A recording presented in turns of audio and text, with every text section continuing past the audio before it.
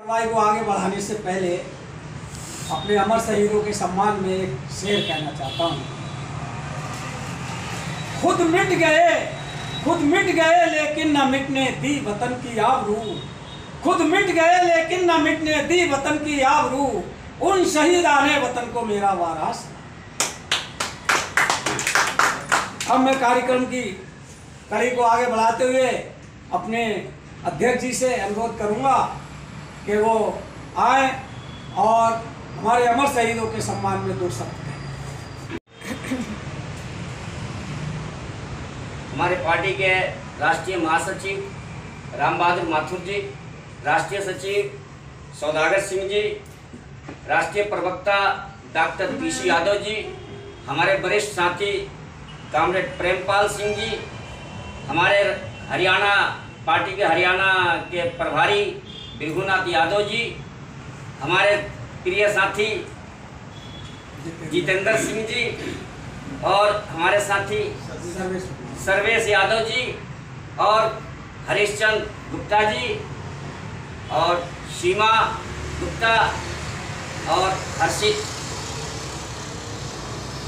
आप सभी को आज शहीद आजम भगत सिंह, राजगुरु और सुखदेव की शहादत के अवसर पर हमारी पार्टी के कार्यालय में कार्यक्रम में पधारने के लिए सबका स्वागत करते हैं, धन्यवाद करते हैं।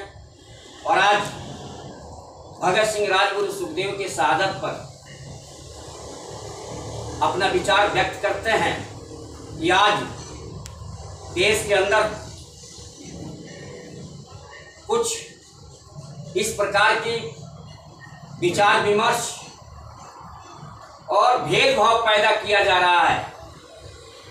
आज इस अवसर पर शहीद आजम भगत सिंह, राजगुरु, सुखदेव और सभी स्वतंत्रता सेनानियों, अमर शहीदों के बारे में अखिल भारतीय मानवतावादी पार्टी की तरफ से विचार व्यक्त करना बहुत जरूरी हो गया है। ये बड़े अफसोस की बात है कि हमारे देश में जो लोग आज़ादी के आंदोलन में नहीं थे, उनका जन्म भी नहीं हुआ था, और खास करके देश में नफरत फैलाने वाले लोग, आरएसएस, बीजेपी के लोग, जो सभी स्वतंत्रता सेनानियों, अमर शहीदों के बारे में लोगों को भ्रमित कर रहे हैं, गुमराह कर रहे हैं, इनके बारे में अलग अलग विचार रख रहे हैं, इनके अंदर भेद पैदा कर रहे हैं, छोटा बड़ा की प्राथमिकता देकर के लोगों को लड़ा रहे हैं, लोगों को उलझा रहे हैं। और एक बात ध्यान देने की जरूरत और भी है कि आज का जो नौजवान है, इतिहास को ईमानदारी से समझने के बजाय इन नफरती बयानों में उलझता जा रहा है। अखिल भारतीय मानवतावादी पार्टी देश के लोगों से, भाइयों बहनों, छात्र नौजवानों, मजदूरों, किसानों, आवाम से आग्रह करती है कि देश के अंदर स्वार्थी और शरारती तत्वों के उलझाने में ना उलझें, सही इतिहास की जानकारी हासिल करने का कोशिश करें। हम अपनी बात यहाँ से शुरू करते हैं कि हमारे देश के आज़ादी के आंदोलन में जितने भी स्वतंत्रता सेनानी थे, जितने भी अमर शहीद हुए, इनका एक ही सपना था, देश की आज़ादी। विचार अलग अलग थे, विचारधाराएं अलग अलग थी, लड़ने के धाराएं अलग अलग थी, लेकिन मकसद केवल एक थी, आज़ादी। बहुत सारे लोग नरम दल, गरम दल के हिसाब से कहते हैं, ये नरम दल और गरम दल अपनी जगह पे दुरुस्त है, लेकिन जो लोग भ्रमित पैदा करते हैं, महात्मा गांधी, अंबेडकर, सुभाष चंद्र बोस, शहीद आजम भगत सिंह, राजगुरु, सुखदेव, नेहरू, पटेल, इन तमाम के बारे में जो भ्रम पैदा करते हैं, वो अपनी स्वार्थ सिद्ध कर रहे हैं। हम कहना चाहते हैं कि नरम दल गरम दल आज भी है, आज भी गरम दल लड़ता है और शासन प्रशासन नरम दल के साथ समझौता करता है। गरम दल से डरता है और नरम दल से समझौता करता है, वो अपनी इज्जत बचा करके काम लेता है। इसी प्रकार से आजादी के आंदोलन में जो लोग तजुर्बेकार थे, जो सीनियर थे, वो तजुर्बे के हिसाब से काम कर रहे थे। इसका मतलब ये नहीं है कि जो नौजवान थे जिनके खूनों में आजादी के आंदोलन का उबल रहा था, खून उबल रहा था, उनकी महत्व कम नहीं था, और ना ही जो तजुर्बे से लड़ रहे थे नरम दल वाले, ना उनकी महत्व कम था। मकसद दोनों की आजादी थी। नरम दल या गरम दल या देश के अवाम जितने भी लोग थे अपने अपने समझ से अपने अपने धाराओं के साथ जुड़े हुए थे। गरम दल वाले गरम दल के साथ जुड़े थे, नरम दल वाले नरम दल के साथ जुड़े थे। सुभाष चंद्र बोस गरम दल वाले थे, जिन्होंने नारा दिया था, तुम हमें खून दो, हम तुम्हें आजादी देंगे।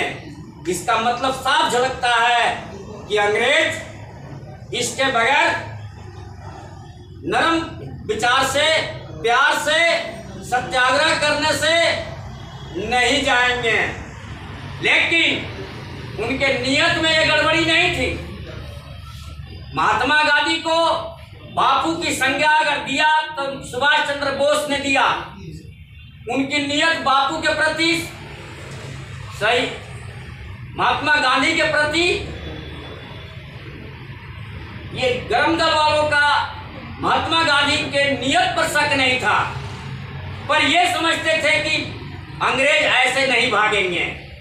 और महात्मा गांधी समझते थे कि अगर गरम गरम में गए तो जो अंग्रेजी हुकूमत का हमारे देश पर कानून लागू था, वो उसका फायदा उठा करके फांसी के फंदे पे चढ़ा रहा था, काला पानी की सजा कर रहा था। इसलिए महात्मा गांधी अपने तजुर्बे का इस्तेमाल करके ऐसा रास्ता निकाले कि हमारे देश के लोग कम से कम शहीद हों और देश आजाद हो जाए। और इसीलिए महात्मा गांधी का जो विचार था, जो रास्ता था, ज्यादातर लोगों ने महात्मा गांधी का साथ दिया, क्योंकि सबका हिम्मत नहीं होता है शहीद आजम भगत सिंह की तरह फांसी का फंदा चूमने के लिए। दुनिया में ऐसा कोई मिसाल नहीं है जो शहीद आजम भगत सिंह की तरह शहादत दिया हो, जिनका मकसद था शहादत। ऐसा दुनिया में कोई शहादत का मिसाल नहीं है। इसी प्रकार से जितने भी आजादी के आंदोलन को आप देखेंगे, कांग्रेस के नेतृत्व में आजादी की लड़ाई लड़ी जा रही, लेकिन बीच बीच में गरम दल वाले अपना भी बना रहे हैं, अपनी विचारधाराएं, अपनी लड़ाइयां अलग अलग चल रही हैं, लेकिन मकसद आजादी था। इनमें किसी ने किसी के नियत पे शक नहीं किया था। लाइन ऑफ एक्शन, लड़ने के तरीके पर जरूर मतभेद होते थे, अपने अपने तरीके से लड़ते थे, लेकिन किसी ने किसी के नियत पे शक नहीं किया। अफसोस है जो आज का हमारे देश का प्रधानमंत्री है, लोगों को लड़ाने के लिए नियत पर शक पैदा करता है। जवाहरलाल नेहरू, सरदार पटेल, महात्मा गांधी, इनको आपस में लड़ाया जा रहा है। हम चाहते हैं देश के लोग बारीकी से इतिहास को समझे। इतिहास बदल देने से सच खत्म नहीं हो जाता है। सच तो सच है, इसलिए सच को मानना चाहिए। सच के जो घटना घटती है उसी सच्चाई का नाम है इतिहास। आज इतिहास को अलग बदला जा रहा है। हम एक बात और कहना चाहते हैं कि जो आज इस प्रकार का अम्बेडकर का और गांधी का और भी साथियों का जो विवाद देश के अंदर चल रहा है, इसे भी बड़े आसानी से समझने की जरूरत है। अंग्रेजों ने आजादी की लड़ाई को विफल बनाने के लिए जो फूट डालो राज करो की नीति अपनाई, ये सच है। इतिहास में जाने से पता लग जाएगा कि अंग्रेजों ने सावरकर को हिंदू महासभा बनाने के लिए तैयार किया। ये सच है कि जिन्ना को मुस्लिम लीग बनाने के लिए तैयार किया। ये सच है कि भीमराव अंबेडकर को चमलिस्तान बनाने के लिए तैयार किया। गांधी इन सबों को समझते थे। गांधी के समझाने से अंबेडकर समझ गए, क्योंकि इनके मन में बेईमानी नहीं थी, इनके नियत में गड़बड़ी नहीं थी। ये चाहते जरूर थे कि दलितों का, पिछड़ों का उद्धार हो, लेकिन अंग्रेजों के चंगुल में नहीं थे ये। अंग्रेजों ने भरपूर कोशिश किया था, लेकिन इसीलिए आज जो भ्रमित हैं, अंबेडकर के लिए अड़ रहे हैं, गांधी का विरोध कर रहे हैं, गांधी के लिए अड़ रहे हैं, अंबेडकर का विरोध कर रहे हैं। इन दोनों को समझना पड़ेगा सच्चाई को, सच क्या है। गांधी, अंबेडकर, सुभाष चंद्र बोस, भगत सिंह, ये जितनी भी धाराएं थी, इन सबों के नियत पे सवाल खड़ा नहीं किया जा सकता। इन सबों का बड़ी सच्ची श्रद्धा थी, सच्ची नियत थी, मकसद आजादी था, आजादी के लिए लड़े थे। अब सवाल उठता है, सच कहां पे है? सच यहां पे है कि गांधी का हत्या किसने करवाया, किसने किया? गांधी का हत्या सावरकर ने, कौन किया था उसको उकसाया? गोडसे को। सावरकर ने गोडसे को उकसाया, और गोडसे को जब जरूरत पड़ी गवाही की, तो सावरकर ने बयान दिया अदालत में कि हम इसको जानते नहीं हैं। आज भी अगर कोई नौजवान, कोई छात्र, कोई मजदूर, कोई किसान, कोई महिला अगर आरएसएस, बीजेपी के चंगुल में फंस रहा है, तो ये तुम्हें उकसा करके फंसा देंगे, और जब टाइम आएगा फांसी पर चढ़ने का, तो ये कह देंगे तुम्हें हम जानते नहीं है। इसलिए अखिल भारतीय मानवतावादी पार्टी सजग करती है आज शहादत दिवस पे कि देश के लोग इस सच्चाई को समझें। हमारे स्वतंत्रता सेनानियों, अमर शहीदों के नियत पर शक ना करें, सच्चाई को समझने की कोशिश करें, और ये सच समझे कि जो लोग आरएसएस के लोग, हिंदू महासभा के लोग, मुस्लिम लीग के लोग, जो अंग्रेजों का हथियार बन गए थे उस समय, वो लोग आज देश पर राज कर रहे हैं। ये अंग्रेजों के सिखावे पे, अंग्रेजों के बहकावे में हमारी आजादी के आंदोलन को नुकसान पहुंचाने वाले लोग हैं। आज देश को ये समझने की जरूरत है। इसीलिए कम समय में हम देश के लोगों से, आवाम से आग्रह करना चाहते हैं कि आप इतिहास को जानने की कोशिश कीजिए। किसी के शरारती और नफरती बयानों पे ना जाइए। अगर आपको लगता है मोदी है तो मुमकिन है, हम आपसे सवाल करना चाहते हैं, मोदी का जन्म था आजादी के आंदोलन में? हम आपसे सवाल करना चाहते हैं, क्या मोदी का पिताजी आजादी के आंदोलन में कुछ कर रहे थे? आखिर चाय बेच रहे थे, आखिर पता नहीं चाय भी नहीं बेच रहे थे।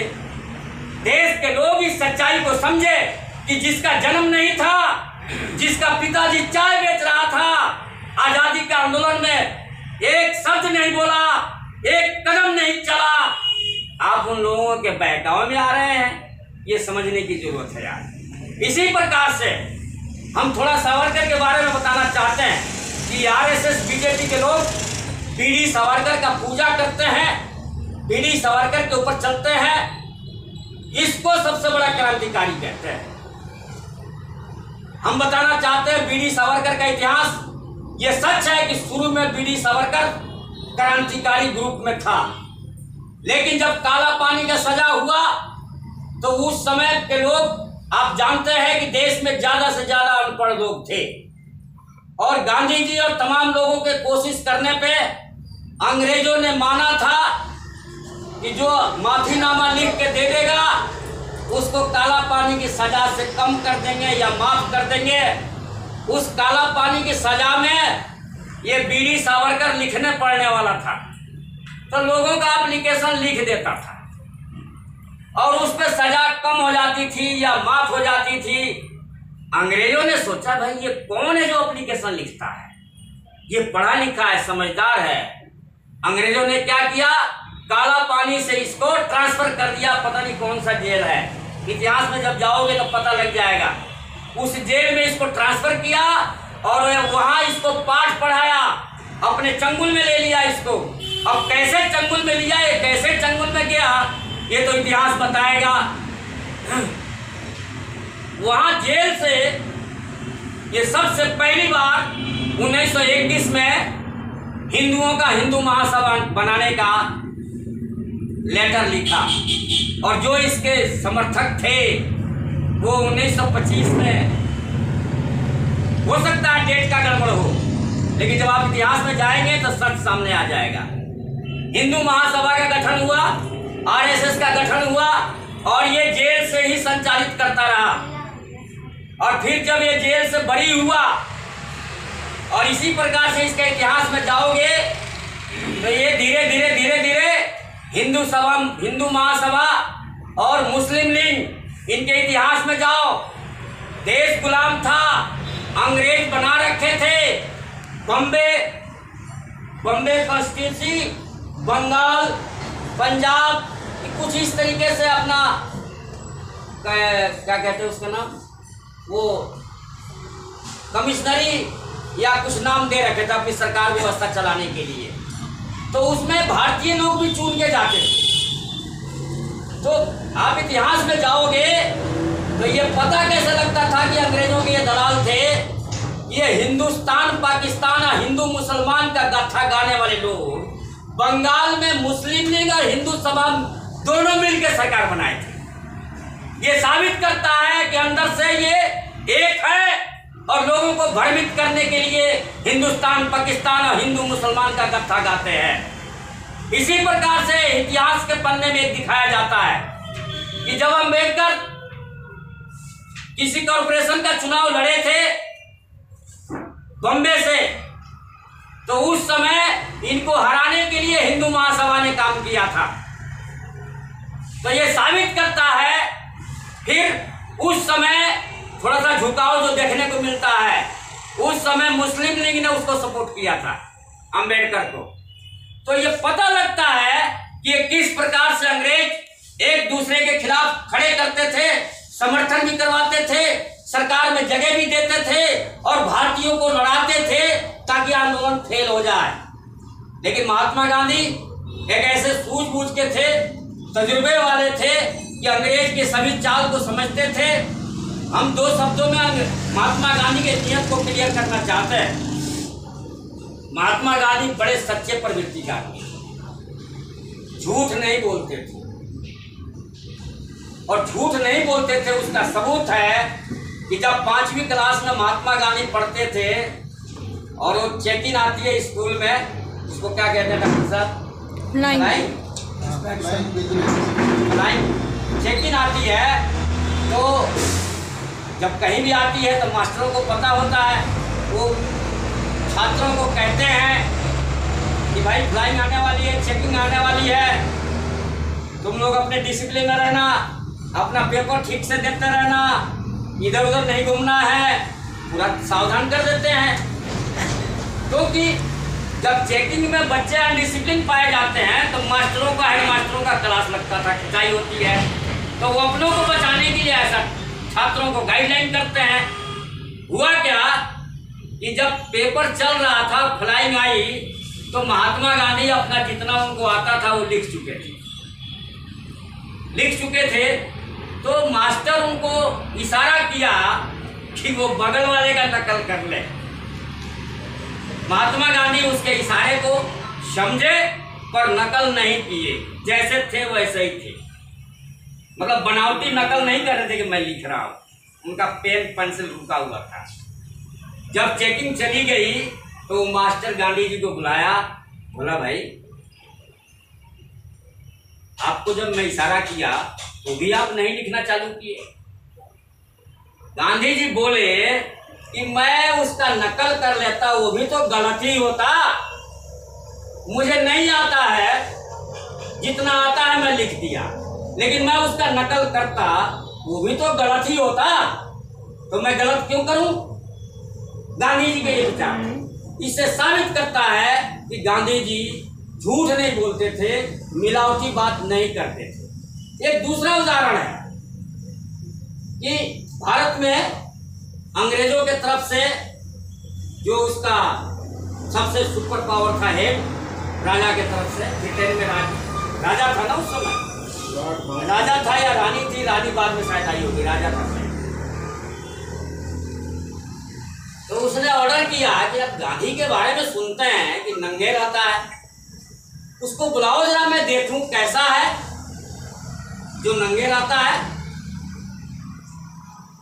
उसको गांधी जी को ऑर्डर किया उसने कि भाई महाराज का या महारानी का ऑर्डर है, आप सूट बूट में चलोगे। उसने कहा था भाई उसको बोलना सूट बूट में आएगा, सूट बूट में चलोगे।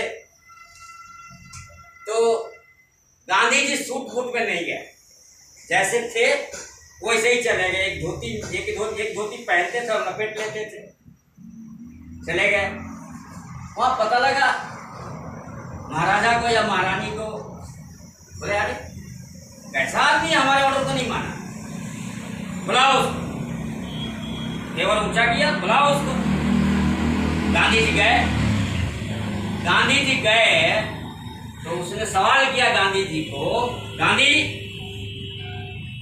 अंग्रेजी में बोला होगा, तुम्हें ऑर्डर किया कि सूट बूट में आना, तो ऐसे कैसे आ गया? गांधी जी बोले महाराज, हमारे देश का सब कपड़ा तो आप चुरा लिए, तो मैं कहां से पहन के आता? ये जितने आज पड़ कर रहे हैं मोदी सोदी, इनकी औकात थी? इनमें से कोई था, सावरकर था जो अंग्रेजों के सामने कह देता कि तुम कपड़ा चुरा रहा है हमारे देश का? कपड़ा चुरा रहा है का मतलब चोर कह दिए ना। ये हिम्मत इन लोगों में किसी की थी? नहीं थी। दुर्भाग्य से अटल बिहारी वाजपेयी भी हमारे देश के प्रधानमंत्री बन गए, जय श्री राम और रथ यात्रा के नाम पर। और मोदी जी जो सिर पे चढ़ गए, गुजरात में अगर गोधरा कांड ना करवाते ये जानबूझ के, और मुसलमानों पे नरसंहार नहीं कराते, तो देश में ये हिंदुओं का नेता नहीं बनते, ना प्रधानमंत्री बनते। यही कारण है कि वो भी प्रधानमंत्री बने, यही क्योंकि बहुमत है हिंदू लोगों का। इनको कोई मतलब नहीं है कि आपका बच्चा पढ़ेगा कि नहीं पढ़ेगा, सरकार आपके लिए व्यवस्था करेगी कि नहीं करेगी। बस दिमाग पे चढ़ा दिया हिंदू मुसलमान नफरत, आग में घी डाला जा रहा है। आज देश के लोगों को यह समझने की जरूरत है। हम एक बात आगे बढ़ के कहना चाहते हैं कि देश के लोग इस बात को समझे कि ये आपको मुसलमान के खिलाफ में हिंदुओं को कैसे ठगते हैं। कई बीजेपी के बड़े लीडरों का, अटल बिहारी वाजपेयी है, क्या नाम है, लाल किशन आडवाणी जो जय श्री राम रथ यात्रा निकाला, उसकी भतीजी की बेटी मुसलमान से शादी करी। इसी प्रकार से कई बड़े नेताओं की बेटियां बहनें जो मुसलमानों से शादी करी हैं, तो हिंदुओं को ये मुसलमानों के खिलाफ भड़काते हैं। तो हिंदुओं को ये समझने की जरूरत है कि ये तुम्हें भड़का रहे हैं, आखिर सच में इनका दिल मुसलमानों के खिलाफ है।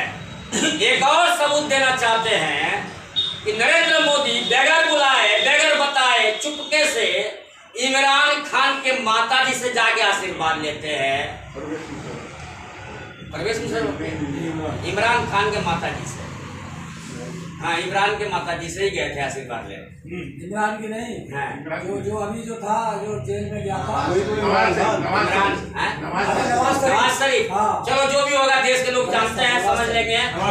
भाई हम अनाड़ी हो सकते हैं, फराडी नहीं है। देश के लोगों को हम कहना चाहते हैं, अखिल भारतीय मानवतावादी पार्टी के लोग अनाड़ी हो सकते हैं, फराडी नहीं हो सकते। आरएसएस बीजेपी के लोग 100% फराडी हैं और इन फराडियों के जाल में फंसने की जरूरत नहीं है। हमारी टूटी फूटी शब्दों को आप खुद समझ लीजिए, सुधार लीजिए। नियत में गड़बड़ी नहीं है, उनके नियत में गड़बड़ी है। अटल बिहारी वाजपेयी इलाहाबाद कोर्ट में माफी मांगे, अपनी सजा खत्म कराने के लिए सरकारी गवाह बन गए थे और उनकी सरकारी गवाह बनने से कई क्रांतिकारियों को सजा हुई थी, फांसी भी हुई होगी, वो इतिहास बताएगा, क्योंकि हम तो अनाड़ी हैं। इतिहास के जानने वाले लोग सही बताएंगे। इसलिए जो इनका इतिहास है, अब नरेंद्र मोदी साहब हैं, उनके बारे में आता है न्यूज।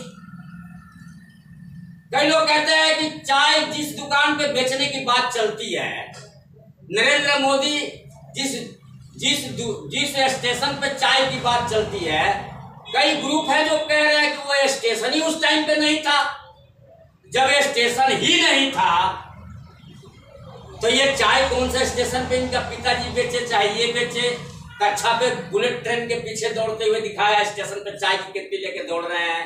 ये चाय बेचने वालों को, चाय वालों को मूर्ख बनाने की टेक्निक है। हम चाय वालों को ये कहना चाहते हैं कि चाय वाले सब खुश हो गए कि चाय बेचने वाला प्रधानमंत्री बन गया। हम कहना चाहते हैं आप खुश तो हो गए, क्या आपके लिए एक दिन का रिजाइन दे करके आपको चाय प्रधानमंत्री बनाने का मौका दे देगा ये? तो मैं चाहता हूं कि नरेंद्र मोदी चाय बेचने वाला प्रधानमंत्री बना और चाय बेचने वाले सब खुश हो गए कि चाय बेचने वाला प्रधानमंत्री बन गया। तो हम चाहते हैं नरेंद्र मोदी रिजाइन करे और बारी बारी सभी चाय वालों को प्रधानमंत्री बनने का मौका दे दे, तब तो माना जाएगा ये चाय वाला प्रधानमंत्री है। चाय वालों को ही प्रधानमंत्री बनने का अवसर देता है, इन्हीं को बना दे मंत्रिमंडल। दूसरा कहना चाहते हैं कि हिंदू मुसलमान के सवाल पर पावर में है नरेंद्र मोदी, एक भाषण में सब कुछ लागू कर देता है, एक भाषण में नया कानून बना देता है, एक भाषण में सभी कानून खत्म कर देता है, एक भाषण में हिंदुओं को सरकारी नौकरी देकर के बेरोजगारी खत्म कर सकता है, ना करे मुसलमानों का।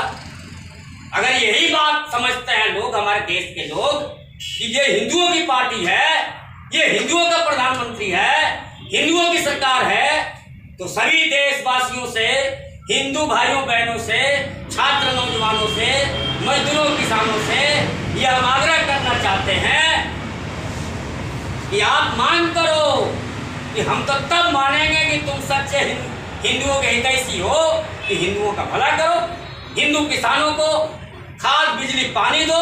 अखिल भारतीय मानवतावादी पार्टी खाद बिजली पानी किसानों को देने का मांग पत्र आपको दिया है। इसी तरह जच्चा बच्चा की सुरक्षा, 2 बरस तक सरकारी खर्चा, सभी माताएं बहनें बेटियां प्रधानमंत्री से मांग करें कि अखिल भारतीय मानवतावादी पार्टी ने मांग पत्र दिया है, आप लागू करो। इसी प्रकार से सभी छात्रों से कहना चाहते हैं कि अखिल भारतीय मानवतावादी पार्टी आईएएस बनो, आईपीएस बनो, डॉक्टर बनो, इंजीनियर बनो, सबको निःशुल्क पढ़ाने के लिए जिम्मेदारी लिया है और प्रधानमंत्री को मांग पत्र दिया है। प्रधानमंत्री इसको लागू करे, पावर है प्रधानमंत्री में। अगर नियत सही है तो एक भाषण में नरेंद्र मोदी जी कर सकते हो, लेकिन नियत खराब है, अडानी अंबानी को फायदा पहुंचाना है, तब पूरे देश के लोगों को आप गरीब के भट्टी में झोंक रहे हो। दिन पर दिन आप 5 किलो अनाज दे करके, और बड़ी शर्म की बात है एक प्रधानमंत्री कहता है कि 80 करोड़ को 5 किलो गेहूं देते हैं, वो हमको वोट देगा। अरे भाई, आप किसी को खाना खिलाते हैं तो आप शर्म से किसी को कहते नहीं है मैं फला को खाना खिलाया, कहने में शर्म लगता है। इस प्रधानमंत्री को शर्म नहीं लगता कहने के लिए। उसी किसान का अनाज उसी किसान के आवाम को देता है, वो कहां से देता है उसका जांच किया जाए। कौन सी गोदाम में से लाता है, कौन सी तिजोरी से पैसा लाता है, उसके लिए ये लोगों को समझने की जरूरत है।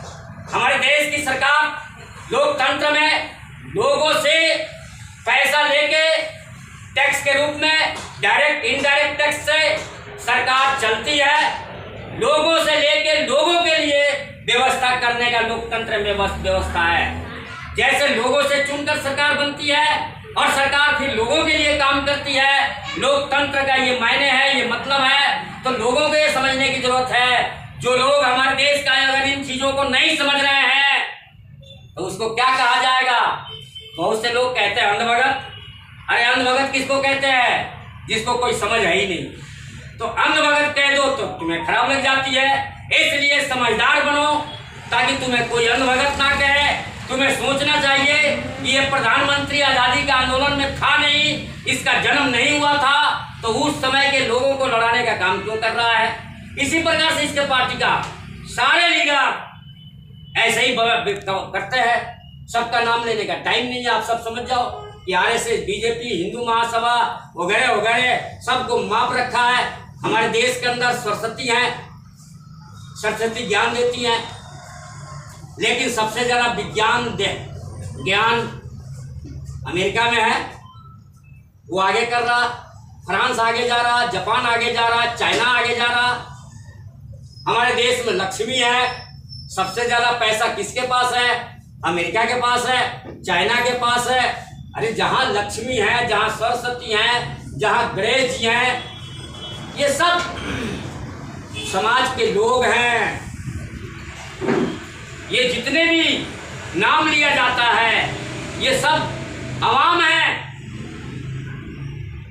जिनका एक रोल है समाज के अंदर, माता का, बहन का, बेटी का, बहू का।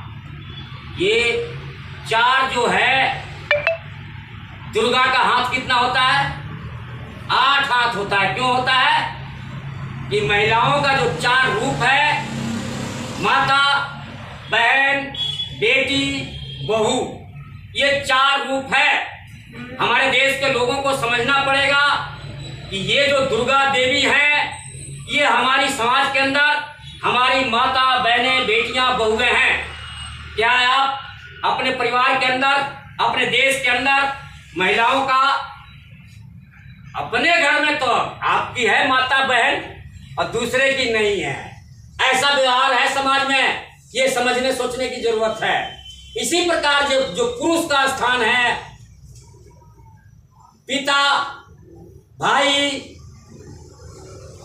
चाचा, बेटा, इस प्रकार से जो हमारे समाज में जो रूप है, ये है, वो शंकर भगवान है, वो विष्णु जी हैं, वो कृष्णा जी हैं। सवाल ये है कि इन देवी दुर्गा के रूप में समाज के लोग हैं, वहां पत्थर की मूर्ति बना के तो हम पूजा कर लेते हैं, पर समाज में आपस में उन्हीं को सिर फोड़ते हैं, उन्हीं का चोरी करते हैं, उन्हीं के साथ व्यभिचारी करते हैं। आज समाज के लोगों को ये समझने की जरूरत है। इसलिए झूठे नकली गणेश जी को कई कुंटल दूध पिला देंगे भयभीत करने के लिए, लोग उस लाइन में लग जाते हैं। इसी प्रकार से अलग अलग टाइम पे लोगों को भयभीत करते हैं अपनी उल्लू सीधा करने के लिए। देश के लोगों को ये समझने की जरूरत है। अगर कोई केस बन गया, नाजायज केस बन गया, जाके शंकर भगवान का, दुर्गा जी के मंदिर में माथा पीटते हो, अरे फैसला तो अदालत करता है, निर्दोष फंसाए गए हो, वहां जाके कुछ नहीं होता। आज अदालतें मोदी जी के शासन में जो निष्पक्ष न्याय की मूर्ति है, उसको ये गड़बड़ कर दिए थे। बड़े संजोग से हमारे देश में सुप्रीम कोर्ट का जज, चीफ जज है, CJI, बड़े संजोग से बढ़िया आ गए हैं, जो सही एक्शन ले रहे हैं। नहीं तो ये सब अपना बना लिए थे। चुनाव आयोग, मानव अधिकार आयोग, ED, CBI, जिसको मर्जी कर दो। अब सवाल ये है कि छापेमारी जो करवा रहे हैं ये, वो कांग्रेसी और दूसरी पार्टी के जो लोग बीजेपी में आ गए, वो दूध के धोले हो गए, और जो दूसरी पार्टी में है वो सबसे ज्यादा भ्रष्ट है। इसी प्रकार से मेघालय में वहां की सरकार को सबसे ज्यादा भ्रष्ट कह दिया, और फिर इधर गौ रक्षा के नाम पर निर्दोष लोगों को हत्या करवाते हो, और वहां का बीजेपी का अध्यक्ष कहता है गौ का मांस खाने में कोई परहेज नहीं है। देश के लोगों का ये दोहरी चरित्र समझने की जरूरत है। इसी प्रकार से इसी सरकार ने गौ वंशों का मीट एक्सपोर्ट करने के लिए लाइसेंस दे रखा है। इन्हीं के लोग वो कंपनियां चला रहे हैं। इसको समझने की जरूरत है। अगर देश के लोग इन सच्चाइयों को नहीं समझेंगे तो ये भ्रमित करते रहेंगे, हिंदू के नाम पर वोट लेते रहेंगे और आपको, आपके बच्चों को निर्जरता के खड्डे में भेज देंगे और ऐसा लड़ा देंगे देश को कि फिर कोई हमारे देश को गुलाम बना लेगा। और मानसिक गुलामी तो ये बना ही दिए। इसलिए समझने की जरूरत है। अब ये नई शिक्षा की नीति के नाम पर ये जो भी कर रहे हैं, जो अच्छा बात है उसका कोई विरोध नहीं कर रहा है। जो नई टेक्नोलॉजी आई है उसका कोई विरोध नहीं कर रहा है। विरोध उसका कर रहा है कि जो तुम उसमें तोड़ मरोड़ के गलत चीज घुसा रहे हो, इतिहास को बदल रहे हो, झूठी बातें घुसा रहे हो, सच को निकाल रहे हो। ब्रिटेन का महारानी का देहांत होता है, ज्यादा दिन का पुराना नहीं है, जब नरेंद्र मोदी राजपथ का नाम बदल के कर्तव्य पथ बनाया। क्या कहा? ये गुलामी की निशानी है, इसको मिटा देते हैं। अरे भाई प्रधानमंत्री, ये गुलामी का निशानी नाम बदलने से नहीं मिट जाएगा। अगर मिट भी गया तो ब्रिटेन की महतारी का जब स्वर्गवास हुआ तो तेने इंडिया का झंडा क्यों झुका दिया? फिर गुलामी नहीं करती। आज भी ब्रिटेन का कोई आता है तो वीजा की जरूरत नहीं है। भारत के कोई लोग जाएगा तो वीजा की जरूरत है। तो गुलाम मोदी है या नहीं है? गुलामी है या नहीं है? ये सच लोगों को जानने की जरूरत है। अब सवाल यह है कि उनकी भाषण नरेंद्र मोदी की ऐसी होती है कि भावनाओं पे चढ़ जाता है, लोगों के भावनाओं से खिलवाड़ करते हैं। ये जानते हैं कि लोगों को इतिहास की जानकारी नहीं है, इतिहास का मायने ही नहीं जानते। उनको ये मूर्ख बनाते हैं। देश के लोगों को ये समझने की जरूरत है, नरेंद्र मोदी, इनकी टीम, बीजेपी, आरएसएस लोगों को मूर्ख बना रहा और खास करके हिंदुओं को मूर्ख बना रहा है। ये हिंदुओं को समझने की जरूरत है। इसलिए अखिल भारतीय मानवतावादी पार्टी इस बात के लिए गठन किया गया है कि देश के अंदर अखिल भारतीय मानवतावादी पार्टी की जब सरकार बनेगी कोई भेदभाव नहीं होगा और सरकार का जो कर्तव्य होता है, सरकार जिस लिए बनाई जाती है, सरकार का जो मतलब है कि लोगों की जरूरतों को पूरा करने की व्यवस्था सरकार की करने की जिम्मेदारी और जवाबदेही होती है।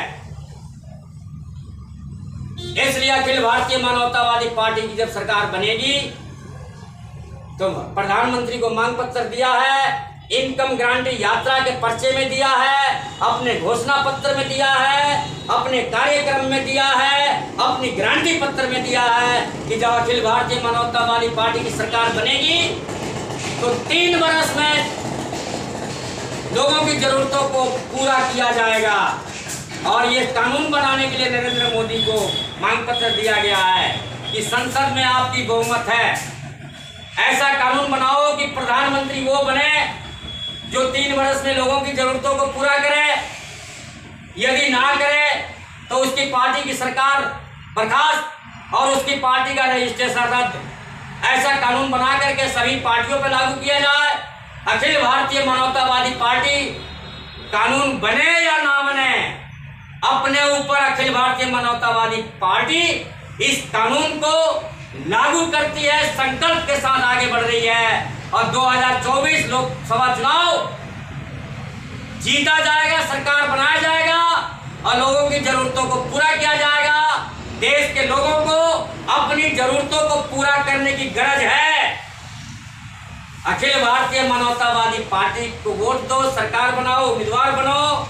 अखिल भारतीय मानवतावादी पार्टी वोट के लिए किसी को भरमाएगी नहीं, ठगेगी नहीं। लोगों को जरूरत है तो वोट दीजिए।